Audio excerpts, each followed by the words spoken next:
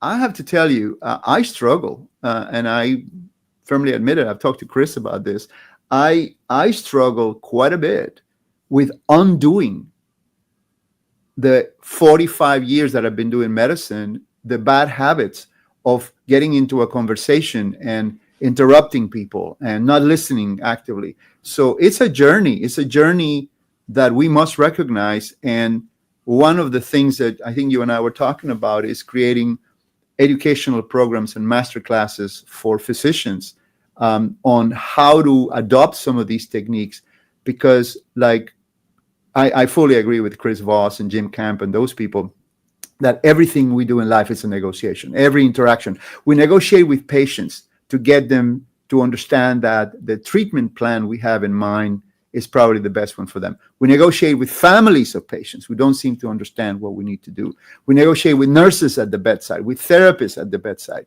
We negotiate with hospital administrators. We negotiate with insurance carriers, with all sorts of people. So everything we do is a potential negotiation that we should be able to adopt some of these techniques, if that makes some sense.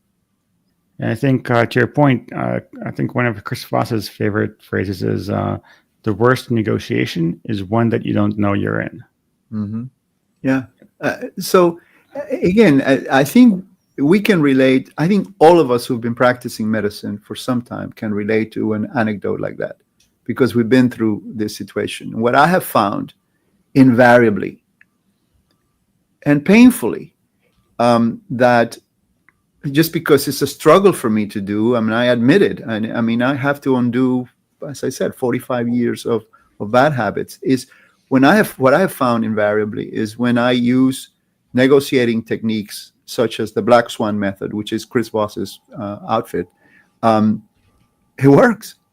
It's like a Jedi mind trick. It's unbelievable. And you essentially get people to argue with themselves. Okay, I joke with my wife because I said it's like being a wife. That's what wives do. They make it look like it's your idea, so you go for it.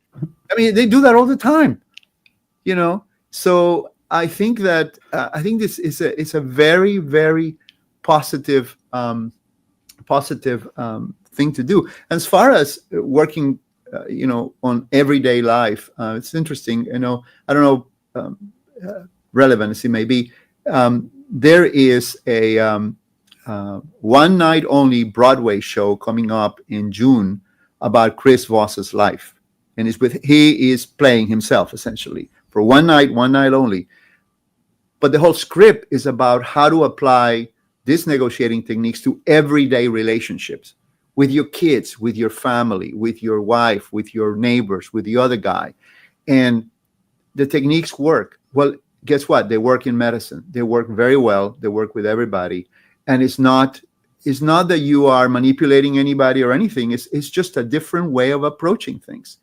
And at the end of the day, I think everybody walks away with a better taste in their mouth, if you will, of the interaction. We had one of our faculty members here who is an associate dean for one of those titles, education something. He's our program director for the neurology residency program. Wonderful, brilliant guy. Gave grand rounds 2 days ago because we are supposed to have X amount of grand rounds on medical professionalism. And we talked about some of this in how to apply these techniques to difficult situations at the bedside that can help both the faculty member, the learner, the patient, and everybody else involved in interactions that are difficult, just because that's the way life is. It's a series of random, difficult situations, one on top of another, you know? It's a good way of putting it. Yeah. I haven't heard it put that quite that way before, but yeah, absolutely. A bunch of random situations that kind of determine the direction.